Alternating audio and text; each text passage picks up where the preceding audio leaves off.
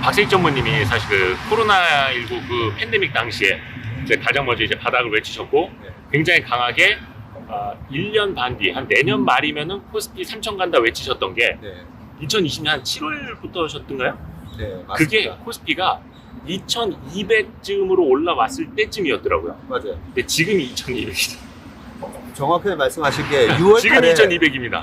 6월 달에 2200을 찍었었거든요. 예. 6월 달에. 예. 오늘 보니까 2200이 살짝 깼었더라고요. 그래서 코로나 때 그 6월 달 지수까지 빠진 거예요. 그러니까요. 근데 하나 더 억울한 거는 이걸 달러로 환산해서 보잖아요. 달러로 환산해서 보면요. 2020년 4월 지수까지 빠졌어요. 더 많이 밀려있죠. 네. 외국인 입장에서 봤을 때. 1850까지 지금 빠져 있는 거예요. 지금은 어떻습니까? 지금은? 아유, 뭐 그때 잘 맞춘 것보다도 예. 이번에 이 정도로 이래 빠질 거를 우리 유진투자의 강명현 부장님이 계속 이제 워닝 시그널을 줬었잖아요. 그래서 아유, 강 부장님 얘기 좀 들을 걸. 근데 이제 우리 강 부장한테도 이번에 많이 배우기도 했고, 네. 역시 하락장은 또 하락장 전문가 얘기를 좀 들어야 되겠구나. 네, 그런 생각도 많이 했습니다. 했는데 우리가 주식은요, 내재 가치가 있잖아요. 네. 네, 그래서 우리가 뭐 PER, PBR 이런 멀티플 갖다 대면서 그 그렇죠. 적정 내재 가치라는 게 있거든요. 그 내재 가치랑 비교해서 지금이 싼지 비싼지 뭐 그게 제일 중요하고요. 그때는 밑으로 PBR 0.55까지 빠졌잖아요. 5까지 빠졌기 때문에 그러면 반드시 그 제가 항상 보면 이제 공을 갖다가 물속에 계속 밀어 넣으면 밀어 넣을수록 튀어오른다 했잖아요. 세게 튀어오른다. 네. 그런 원리로 빠지는 게 내재 가치에 비해서 너무 심하게 빠지잖아요. 그럼 빠르게 회복을 합니다. 빠르게. 그래서 우리가 지금 지수대가 내재 가치 대비 어느 정도 수준인지 그게 중요하거든요. 그게 중요한 건데 그때 코로나 당시에 우리 김영희 교수님이 우리나라 GDP 기준으로는 2,700 정도가 적정 주가 수준이라고 말씀을 하시더라고요. 그 팬데믹 당시에요? 네, 팬데믹 당시에. 네네네. 물론 그때 교수님이 이제 더블딥에서 살아 뭐 이런 얘기를 하셨지만 그런 더블딥이 안 나왔을 뿐인데 그때 저는 GDP 기준으로도 2,700, PBR 기준으로도 뭐 2,600 뭐 이런 거 보면서 그러면 이번에는 적정 주가 수준보다도 훨씬 더 위로 치겠구나. 네, 그런 논리로 3,000원 간다라고 말씀드렸던 거고 지금 적정 주가 수준이 김 교수님 제가 지난주에 만났었거든요. 김영희 교수님이요? 예. 네. 근데 교수님한테 이제 내년 적정 주가 수준이 얼마인가 한번 여쭤봤어요. 네. 3,090이래요. 오, 그렇게 보시나요? 김영희 교수님이? 네, 내년 적정 주가 수준이 3,090이고 내후년은 3,400이래요. 그래요? 네. 그런 것들이 중요하다고 저는 생각을 해요. 밸류에이션에 기반한. 네, 밸류에이션에 기반한. 그렇다면 저는 이제 내년 5월까지 2,920 정도는 간다라고 생각하거든요. 네. 그 정도 보면 지금 2,200인데 2,900이면 700포인트잖아요. 네. 700포인트니까 그동안에 주식을 안 하셨던 분들 중에 또 큰 자금을 가지고 계신 분이 어제도 찾아오고 그저께도 찾아오고요. 요즘 계속 찾아오세요. 근데 이제 뭐 제 의견을 이렇게 들어보시려고 하시는데 그렇게 자금 관리가 되어 있고 좀 보수적으로 투자하시던 분들이 이제는 투자해도 되지 않나요? 라면서 막 찾아와요. 그래서 제가 요즘 이런 걸 보면서 결국은 이제 신용으로 투자하셨던 분들이 밑에서 털리고 결국 그런 자금 관리가 됐던 스마트 머니들이 이럴 때 이제 들어오면서 싸게 들어온 거고. 네, 그러면서 이제 부의 이전이 되는구나. 저는 주식 시장이 결국은 제로섬 게임이 아니다라는 이런 얘기를 많이 하잖아요. 네. 근데 단기 트레이딩을 하는 분들한테는 이거 철저하게 제로섬 게임이에요. 단기 트레이딩. 네, 트레이딩 개념으로 오신 분들은. 어제 두 분이 오셨는데 한 분은 저보고 그러더라고요. 저는 트레이딩 개념으로 온 사람이 아니라고. 그냥 지금부터 한 1, 2년 보면 수익이 좀 많이 나지 않을까 싶어서 좀 주식을 사고 싶은 관점으로 왔다고 하시고, 한 분은 그분도 자금이 좀 많으신 분이었는데 그분은 여기서 지금 자르고 한 번 더 밀렸을 때 다시 사면 어떠냐라고 물어보시는 거예요. 예. 거기서 딱 그분이 하시는 말씀이 다른 예. 분이 예. 나는 트레이딩 관점으로 온 게 아니니까 그냥 내년하고 내후년쯤에 주식시장이 한 어느 정도 갈 것 같은 그런 얘기만 딱 물어보시고 요 트레이딩 관점으로 물어보신 분은 여기서 손절하고 한 번 더 밑에서 사면 어떡하냐. 그래서 우리가 지금 이 방송을 보시는 분들도 나는 트레이딩 관점으로 투자를 하는 사람인지 아니면 정말 투자자인지 그 부분을 한번 스스로 한번 생각해 보시고요. 남편이 계좌를 보자고 하면 어떻게 해야 되나? 그런 분들 많으실 거예요. 네. 어떻게 해야 됩니까? 보여드리고 솔직히 네. 말을 해야 됩니까? 보여주시고 방금 그 말씀을 드려야죠. 네. 나는 투자의 관점으로 들어갔고 그리고 뭐 3천 위에서 사신 분들도 있고 최근에 보면 이제 삼성전자에 대한 우리 개인 매수도 계속 있었잖아요. 예. 그러면서 이제 저한테 오셔가지고 이제 계좌 일에 보여주시는 분들 보면 단가들이 거의 비슷해요. 물타기 해가지고 한 7만 5천 원 정도? 단가 정도 전후로 이제 됐는데 와. 자 7만 5천 원을 회복할까 안 회복할까 이제 그게 중요한 거잖아요. 네. 근데 오늘 어디 리포트가 하나 나왔는데 네. 삼성전자 이제 타겟을 7만 5천 원으로 제시하면서 네. 그게 PBR 1.5더라고요. 오. PBR 1.5. 예. 근데 삼성전자가 보통 PBR 1.1배에서 예. 2.1배 사이에서 왔다 갔다 하거든요. 네. 한 2, 3년 주기로. 네. 근데 내년 1.5 기준으로 7만 5천 원이에요. 네. 근데 반도체 업황이 회복되잖아요. 네. 회복되면 1.5에서 멈추지 않아요. 더 가죠. 왜 1.8 정도 가냐면 어닝이 늘어나면서 PER이 낮아져요. 그러면서 계속 쭉 올라가거든요. 네. 그러면 돈이 계속 쌓여가니까 자산이. 네. 그래서 PBR 2배까지 가면 이게 10만 원 가는 거고요. 네. 그렇게 본다면 혹시라도 이제 배우자의 계좌를 본다든지 네. 아니면 아이들 계좌 보시면 괜찮아. 옛날에 제가 네. 주식시장 처음 들어왔을 때 네. 저희 그 어머니 친구분이 당시에 94년, 95년 요때였는데 네. 95년부터 이제 시장이 밀리면서 96년도에 5천만 원을 이뤄졌대요. 네. 그 당시에 5천만 원? 예, 그때 당시에 90년대 5천만 5천만 원이면 원. 네. 엄청 큰 거죠. 지금 한 5억 될 겁니다. 네. 그런데 그 친구 그 아버지, 그 예. 아저씨가 보시더니 네. 딱 한마디 했어요. 잘하려다가 그랬고 뭐 짧기고 이런 식으로 아주 있는 뭐 그런 거 아니신데 그 아주머니는 정말 죽을 상으로 네. 당신 주식에 나 정말 미안하다 막 이런데 잘하려다가 그런 거 짧기고 근데 터진 것 가지고 뭐 어떡할 거예요, 그죠? 그렇죠. 그런 마음으로 보여주십시오, 계좌를. 우리가 지금 유럽을 많이 걱정하지 않습니까? 네. 무슨 영국의 인플레이션이 어떠네, 네. 이탈리아의 극우 여성 총리가 어쩌네, 독일의 에너지가 어쩌네 막 걱정을 하는데 한번 다 봤어요. 올해 들어서 얼마씩 빠졌나. 코스피보다 다들 덜 빠졌더라고요. 그렇죠. 마이너스 19% 독일도. 네. 그래서 와, 이게 지금 우리가 유럽을 걱정할 때가 아닌데 네. 거의 세계에서 제일 많이 떨어졌어요. 특히 코스닥은 왜 이럴까? 왜 정말 대한민국 왜 이럴까? 혹시 좀 전무님은 생각해 보신 거 있으세요? 대한민국이 왜 이런가에 대해서 예. 우리 정확하게 팩트를 알아야 돼요. 네. 팩트를. 네.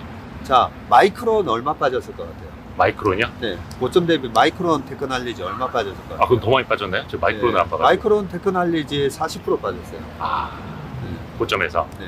필라델피아 반도체 지수 얼마 빠졌을 것 같아요? 어마어마하게 빠졌죠. 거의 비슷한 식으로 빠졌어요. 네네. 그래서 우리 시장이 왜 이런가가 아니라 반도체 섹터 자체, 그 다음에 IT, 그죠? 네네네. 반도체 섹터랑 IT가 많이 빠졌어요. 그런 것 때문에 그렇다라고 우리가 정확하게 좀 아셔야 되고요. 네. 그리고 또 하나 이제 유럽이잖아요. 뭐 영국 뭐 37년 만에 파운드화가 뭐 어쩌고 저쩌고 뭐 이러잖아요. 네.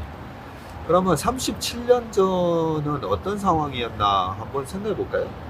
85년 아닌가요? 네네네. 그렇죠. 예. 85년까지 이제 달러가 너무 강하다 보니까 그때 이제 영국, 그 다음에 독일, 서독이었죠 그때. 네. 일본 재무상 불러가지고 플라자 합의를 했던 게 1985년 9월 달이에요. 그죠? 네. 네, 그때도 이제 강달러가 너무 심해서 그러고 나서 이제 달러가 약해지기 시작하고 87년 블랙만데이가 오기 전까지 네. 또 주가가 엄청나게 오르죠. 네. 네. 예, 그런 상황이었기 때문에 그러면 37년 만에 지금 최악인데 37년 전은 어떤가 생각해 보면 네, 그랬던 상황이고요. 그리고 이제 유럽을 보면 막 위태위태하잖아요. 네. 근데 2011년, 12년도에 남유럽 위기 때 생각해 보면요. 네. 갑자기 그리스가 2010년 5월 달에 막 그리스 사태 생기고 2011년, 12년도에 피그스 국가 사태로 이제 번지면서 아주 험악했었어요. 지금 유럽 국가 중에 지금 CDS 프리미엄 디폴트 네. 그 크레딧 디폴트 스왑 뭐 이런 거 있잖아요. 크레딧 디폴트 옵션 이런 거. 국가 부도 위험. 국가 부도 위험을 나타내는 뭐 예. 그런 뉴스 없잖아요. 그러게요. 그때 당시에는 그리스 국채가 금리가 뭐 24% 올라가고 난리도 아니었어요. 그게 이제 독일까지 영향을 미쳐서 도이치방크가 망할 수도 있다는 얘기부터 해가지고 지금 유럽 위기는 정말 네. 아무것도 아니에요.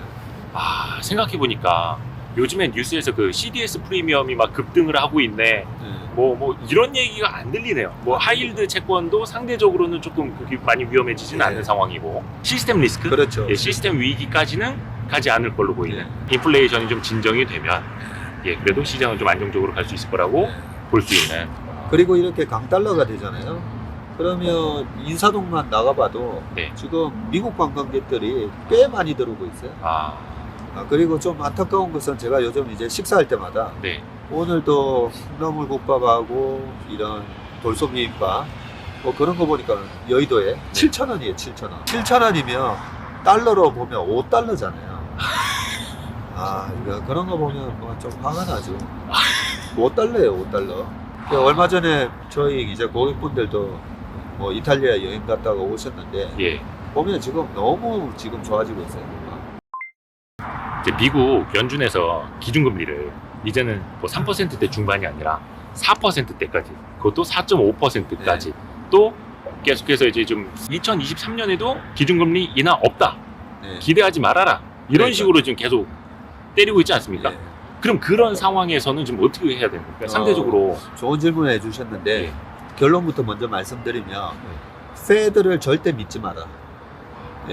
페드를 믿지 마라는 말씀을 먼저 드리고요. 네. 제롬 파월이 왜 자꾸만 우리는 궁금하잖아요. 언제쯤 이 금리 인상을 멈출 건가요? 라고 계속 물어보는데 계속 데이터 디펜던시. 나는 데이터를 보고 그냥 판단할 뿐이다 라고 자꾸 얘기를 해요. 네. 왜냐하면 말을 바꿔야 될 수가 있는 상황이 되면 말을 확 바꿔야 되거든요. 데이터가 바뀌면. 네.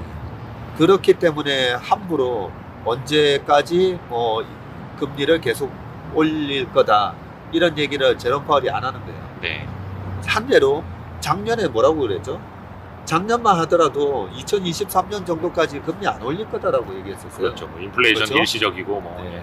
그리고 2018년으로 쭉 가보면 그때 당시에도 제롬 파월이 네. 2018년 10월, 11월, 12월 달에 금리 때문에 주가가 망가졌을 때 네. 그때 2018년 12월 20날 그때 FMC 회의에도 보면요. 네. 점도표는 2019년도에 3%까지 올라가는 걸로 돼 있어요. 그때 2.25까지 금리 올려놨었잖아요. 네. 3% 2020년 코로나 때 한 3.1 정도 갈 거다. 네네네. 그거 하나도 안 맞았잖아요. 그래서 경기 침체의 조짐이 조금이라도 지금 나타나고 이런 부분이 보이면 네. 실제로 금리를 그렇게 못 올려요. 근데 그게 언제쯤 우리가 이제 페드의 피벗이라고 하잖아요. 네. 언제쯤 이렇게 올리던 게 딱 멈추고 이제 전환이 될 수 있는 그 피벗 포인트가 언제 가느냐. 그 부분인데 아까 제가 그 1980년도에도 CPI가 이렇게 네. 한 4, 5개월 뒤에 이제 꺾였대잖아요. 네. 그때 1980년 4월 달에 네. 14.8%가 됐잖아요. 네. 14.8% 간 데는 좀 이유가 있어요. 1979년도에 2차 오일 쇼크가 있었죠. 네. 2차 오일 쇼크가 있었는데 왜 1980년도 4월 달에 14.8이 나왔냐면 네. 1979년도 12월 24일 날 소련이 아프가니스탄을 침공을 해요. 그 아프가니스탄을 침공하니까 뭐야 소련이 이제는 또 아프간을 침공해? 새로운 또 전쟁이 시작되네. 네. 네, 그것 때문에 심리적으로 확 이렇게 유가라든지 여러 가지 영향을 받았던 거죠. 네. 그런데 그때 12월 달에 침공을 하고 4개월 뒤에 네. 80년 4월 달에 CPI가 고점 쳤거든요. 이번에 우크라이나 전쟁이 2월 24일 날 그렇죠. 있었잖아요. 2월 말이었죠. 네, 그리고 4개월 더 하면 6월 달에 예. CPI가 9.1 고점을 쳤어요. 아, 그렇기 때문에 10월 달 지금 가솔린 가격도 많이 빠졌고 천연가스 가격까지도 이제 빠졌어요. 네. 예, 이런 쉘터 거주비 쪽이 CPI의 영향이 거의 40% 가까이 되는데 네. 다른 부분들은 이제 많이 빠졌고 중고차 가격 이런 것도 그것도 이제 이제 뭐 빠지고 시차가 있죠. 나오면서 막 빠지고 빠지고 있고요. 있죠. 그 다음에 컨테이너 화물 운이 반토막 났잖아요. 그렇죠. 지금. 빠졌죠. 네, 계속 빠지고 있어. 매일 10%씩 빠지고 있다, 뭐 이런 식으로도 얘기하는데 매달. 네. 네, 여러 가지 이유로 CPI가 이제 꺾이는 본격적인 모습이 10월 달에 나타날 거라고 생각을 합니다. 그러니까 거의 마지막으로 월세, 예. 주거비만 꺾이면 되는. 그러니까 근데 또 아까 선진장 형님도 아까 메신저에서도 이야기를 했는데 만약에 또 월세가 꺾이면 이때부터 진짜 침체다.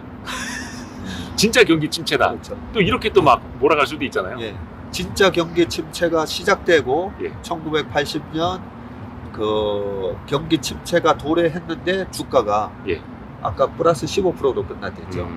S&P 500도 플러스 19%로 끝난 게 경기 침체가 왔기 때문에 주가가 올라갔어요. 네. 왜냐하면 금리가 꺾였으니까. 방금 이제 경기 좋은 질문을 해주셨는데 네네네. 주가가 경기의 선행지표잖아요. 네. 아까 제가 2015년도에 반도체가 마이너스가 났고 네. 2018년도에 반도체가 또 마이너스 났다 했잖아요. 네. 2015년 18년도가 이익이 제일 많이 나던 해였어요. 이익이. 네. 근데 2017년에서 18년 초까지 선반영을 하면서 주가가 움직였고요. 네. 그 반도체 선행성이 거의 9개월 선행을 해요. 네. 그렇게 주가는 경기에 아주 선행해서 움직입니다. 네. 아주 선행해서. 그러면 최근에 주가가 경기가 그렇게 침체될 걸 반영을 했느냐? 엄청 반영을 하고 있죠 지금. 킹 반영하고 있죠. 그렇죠. 킹 반영하고 있죠. 나스닥 지금 뭐 반도체만 갖고 계속 얘기를 해볼까요? 삼성전자가 고점 대비해서 지금 44% 네. 정도 빠졌고 마이크론도 비슷하게 빠졌고 그게 이 코로나 때나 과거 2018년에서 19년 넘어갈 때 네. 그때 당시에 이익이 반토막이 났잖아요. 네. 58조 8천억이 27조가 나오거든요. 영업이익이. 네. 예. 하이닉스는 20조에서 2조 7천억이 나오고요. 그 와중에 그러면 반도체가 얼마나 빠졌었냐. 네. 선반영을 해서 네. 삼성전자 한 36%, 하이닉스가 42% 빠졌어요. 이익이 87% 날아갈 걸 미리 다 반영을 네. 했었거든요. 네. 근데 지금 이미 주가가 다 반영을 하고 있어요. 그렇기 때문에 이제 우리가 주식을 하실 때 경기가 좋아지면 주가가 올라가고 경기가 안 좋아지면 주가가 떨어지고 이 고정관념 때문에 주식시장에 항상 고점에서 주식 사고 저점에서 주식 파는 그런 실수를 하게 됩니다. 요즘은 주식시장이요. 예. 저 옛날에는 제가 한 3수에서 5수를 먼저 보고 딱 장기를 두는 느낌이었는데 네네. 요즘은 9수, 10수 이렇게 빨라진 것 같아요. 왜 그럴까요? 그러니까 너무 정보화 시대가 되기도 하고 당연하죠. 정보의 불균형도 없고. 벌써 이세돌 구단이 알파고한테 졌던 게 한 5, 6년 전 일이거든요. 진짜 벌써 그렇게 발전을 했는데 AI가 예. 제가 3수, 5수보다 훨씬 먼저 이렇게 시장이 반영을 하는 거죠. 아까도 어떤 분들이 반도체 소부장 같은 거 특히나 그거는 뭐 신저가도 그런 신저가가 없을 정도로 많이 밀리고 있고 특히 이제 IT 경기 민감주들이 가장 많이 지금 이제 다치고 있잖아요. 근데 여기서부터는 이제 좀 어떻게 봐야 될지 예를 들어서 지금 내수나 그러니까 뭐 통신, 음식료 이런 내수 강어주들 같은 경우에는 네. 굉장히 수익률도 선방을 하고 있잖아요. 근데 반대로 시장이 반등을 하기 시작했을 때 저 음식료주가 과연 움직여줄까? 근데 반등을 할 때는 또 역시 IT가 움직일 것 같은데 견디고 있자니 계속 물리고 있고 더 물리고 있고 어떻게 해야 될까? 이건 좀 고민이거든요. 이게 뭐 반도체 소부장뿐만 아니라 네. 우리가 모든 주식을 지금 투자하시면서 많은 종목들이 이제 지금 마이너스 나 있잖아요. 네. 이게 돌아설까 안 돌아설까에 대한 가장 중요한 기준이 경쟁 구도예요. 경쟁 구도. 경쟁 구도가 우리가 1등이었는데 중국이 빠르게 1등으로 쫓아와서 네. 경쟁 구도가 힘들어지는 그런 모습이면 지금 이렇게 주가 빠진 게 시장 때문에 주가 빠진 것도 있지만 경쟁 구도가 무너지면서 이렇게 더 가파르게 빠지는 게 있거든요. 네. 그런 거라면 우리가 조심을 해야 되고 예. 여기서 지금 다 같이 빠졌을 때 옮겨 타야 돼요. 그런데 우리 반도체 소부장의 경쟁 구도가 지금 중국이 쫓아오면서 그쪽으로 이제 헤게모니가 넘어가는가 아니면 일본이 다시 으쌰으쌰 해가지고 네. 예, 그런 경쟁 구도가 일본 쪽으로 다시 넘어가는가 아니면 뭐 유럽의 뭐 유니코아나 뭐 어떤 회사들이 그런 소부장에 있어서 강력한 경쟁 구도를 갖추고 있는가 뭐 이렇게 생각해 보면요. 네. 경쟁 구도에 큰 변화가 없어요. 제가 봤을 때는 오히려 우리나라 소부장 기업들이 예. 점점 더 강해지면 강해지지. 잘하고 있죠. 예. 물론 그래서 그것도 기업마다 다릅니다만. 그러니까요. 그래서 과거 2018년, 19년도에 마켓 리스크나 금리 때문에 네. 그런 거 있었을 때 보면 아무래도 뭐 베타가 훨씬 커요. 뭐 변동성. 훨씬 더 빠지고. 예. 근데 훨씬 더 왜 빠지냐면요. 정말 이 주식을 사랑하는 네. 그런 슈퍼개미들이 예. 막 신용까지 써가지고 예. 잔뜩 들고 있다가 막 예. 털리는 거예요. 아, 그렇게 털리는 경우가 하나 있고 네. 두 번째는 이제 기관들 중에 네. 이런 소부장을 좋아하는 그런 주식을 사놨다가 네. 시장보다도 더 이 중소형주들이 더 하락을 했을 때 예. 펀드 로스컷이 나오는 경우가 있어요. 그래서 최근에 이제 빠지는 부분은 제가 봤을 때는 이제 기관의 리밸런싱보다는 그 정말 이 주식을 사랑하는 슈퍼개미들의 반대 매매가 좀 나오는 것 같아요. 시장이 만약에 반등을 한다면 제일 먼저 치고 나갈 것들은 좀 어디에 있다고 보세요? 혹시 섹터로 네. 말씀해 주시면. 저도 그걸 좀 알았으면 좋겠어요. 그래서 요즘은 저희가 이제 시장 공부는 이제 그만하고요. 네. 네, 시장은 뭐 이미 뭐 2,600, 2,500이 다 깨져 있는 상황이잖아요. 이런 국면이면 이제 반등을 했을 때 어떤 주식들이 주도주가 될까. 네. 그게 중요하다 보니까 주도주 찾기. 네, 오늘도 뭐 지난주에는 뭐 건설도 세미나 해보고 오늘은 이제 조선 불러서 또 우리 조선의 국모 엄경화 연구원 불러서 또 해보고 네. 각 산업별로 네. 저희가 지금 꼼꼼하게 이제 막 체크를 해보고 있어요. 네. 네, 그런데 뭐 쉬운 방법 중에 하나는 이 정도까지 환율이 1,300원까지 가고 이런 와중에 시장이 이제 주식이 반등이 들어가면 네. 일단 무조건 수출주들이 빠르게 먼저 올라가요. 근데 이 수출주도 아까 말씀드린 것처럼 경쟁 구도가 중요하죠. 네. 그 경쟁 구도가 이미 중국으로 넘어가는 그런 헤게모니의 수출 기업이면 어렵고. 어려울 수가 있는데 지금 수출 기업들은 너무 뭐 이렇게 좋은 상황이에요, 솔직히. 네. 그래서 수출 기업들 중심으로 이렇게 우선적으로 우선적으로 하는 것도 괜찮지 않을까. 근데 뭐 수출 기업만 또 되는 게 아니라 최근에 어제도 이제 라스베가스 샌즈 이런 회사들은 보면 거의 뭐 12% 가까이 올랐거든요. 뭐 하는 회사예요? 카지노 회사요? 네. 딱 이름에서부터 느껴지네. 예, LBS 그 카지노 회사 같은 경우도 어제 많이 올랐어요. 이게 뭐 다 지금 빠지는 게 아니라 예. 경기 소비재가 서서히 이제 바닥을 잡으면서 미국에서도 자꾸만 이제 머리를 들려고 하고 있거든요. 그 리오프닝 관련주들이 확실히 최근에 이제 좀 단단한 모습을 보이고 있고 네. 지금은 환율 때문에 얼마 전까지만 하더라도 뭐 하나투어나 이런 여행사들이 주가가 좋았다가 네. 환율이 1,400 가니까 이제 또 확 약해지잖아요. 네. 네. 그러면 하나투어나 모두투어 같은 경우에는 이제 아무래도 인바운드가 아니고 아웃바운드다 보니까 그 아웃바운드는 원화가 강세로 돼야 여행을 많이 나가잖아요. 그렇죠. 환율이 떨어져야. 네. 예. 그래서 이제 환율이 떨어지는 모멘텀이 나오면 그때는 이렇게 꼭 수출 기업뿐만 아니라 이런 여행 관련된 기업들 주가도 빠르게 회복하지 않을까 그런 생각을 해봅니다. 제가 굿뉴스 하나 말씀드리면, 그래요? 네. 우리가 요즘은 이제 많이들 얘기 안 하는데 약세장이라서. 네. 미국 대통령 1, 2, 3, 4년, 요렇게 4년 하잖아요. 예. 4년 하는데 요 4년 중에 주가 상승률이 제일 좋은 해가 대통령 3년 차예요. 네, 평균 22.8% 나와요. 저 바이든 대통령이 내년이 3년 차인가요? 내년이 3년 차입니다. 네. 예, 그리고 이제 중간 선거가 있는 2년 차가 항상 좀 안 좋고요. 네. 경제 성장률도 대통령 2년 차가 제일 안 좋아요. 그래서 저는 이게 의도적이 아닌가. 네. 왜 2년 차가 안 좋은가. 그걸 이제 트럼프 때도 제가 느꼈는데 예. 2016년 11월 달에 트럼프가 힐러리 이기고 당선되고 나서 네. 2018년도에 갑자기 미중 무역 분쟁 갈등을 야기시키면서 네. 주가를, 그리고 그때 그때 엄청 안 좋았죠, 진짜. 2018년도에 금리도 4번이나 올리죠. 예. 그러면서 주가 박살났었어요. 네, 맞아요. 그리고 2019년도에 아까 제가 페드 말을 믿지 말라고 했잖아요. 예. 2019년도에 하반기에 금리를 3번이나 낮춰요. 근데 금리를 3번 낮추기 전에 이미 S&P 500은 바닥치고 막 올라가거든요. 네. 금리를 안 올리니까. 네. 올라가는데 19년 하반기에 금리를 3번이나 또 낮추면서 주가를 S&P 500 기준으로 28.8% 상승으로 끝났었어요.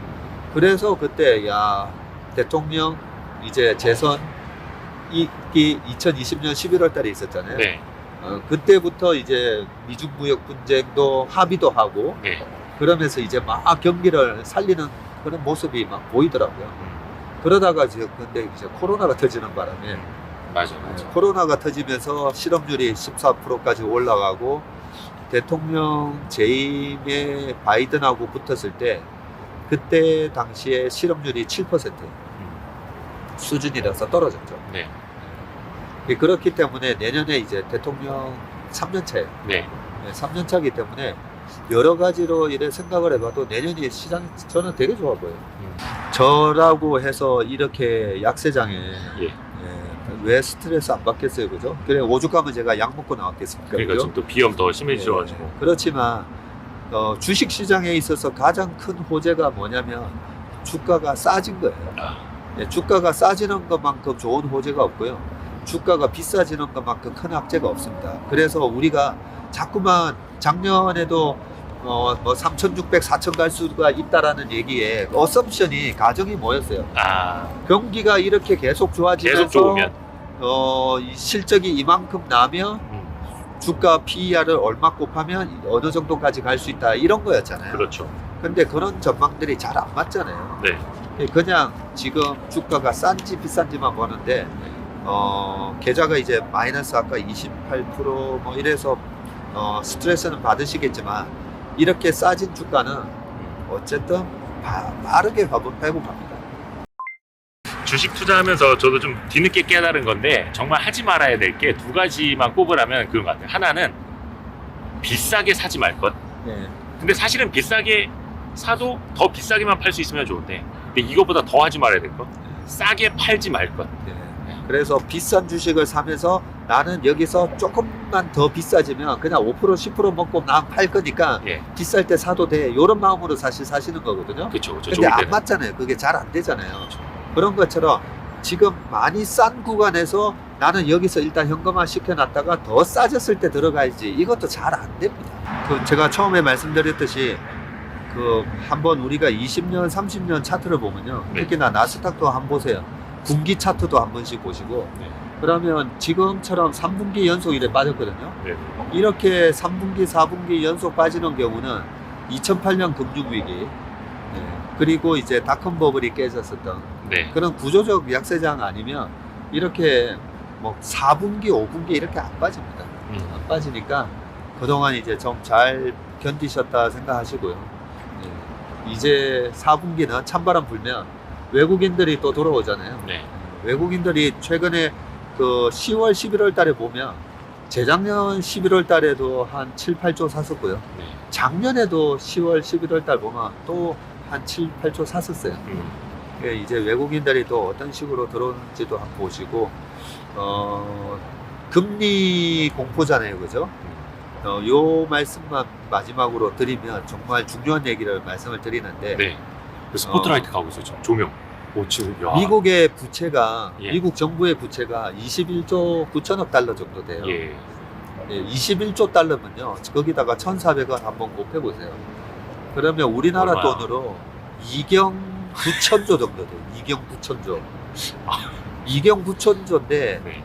그 미국이 이제 정부가 어떻게 그 자금을 조달하죠? 채권을 발행해서 조달하잖아요. 그러면 2년물, 3년물, 10년물, 30년물인데 네. 계속 이제 만기가 돌아오거든요. 네. 만기가 돌아오는데 미국 10년물 국채금리가 지금처럼 3.7%, 2년물, 3년물이 4.2% 이렇게 되면요. 미국 정부의 이자 부담이 묵덩이처럼 불어나요.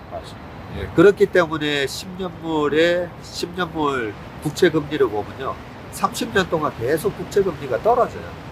그러면서 미국 정부에 롤오버를 했을 때 금리가 계속 낮아졌던 거죠. 그렇죠. 네, 이것만 가지고도 페드가 절대로 지금과 같은 높은 금리를 오랫동안 유지를 할 수가 없습니다. 그게 이제 자기 발등을 찍는 행위예요. 네, 그걸 마지막으로 말씀드리면서 네. 내년 연말에는 10년물 국채금리가 2% 정도까지 떨어지기를 기원하면서 네. 오늘 방송을 마쳤습니다. 아이고, 아무튼 고맙습니다.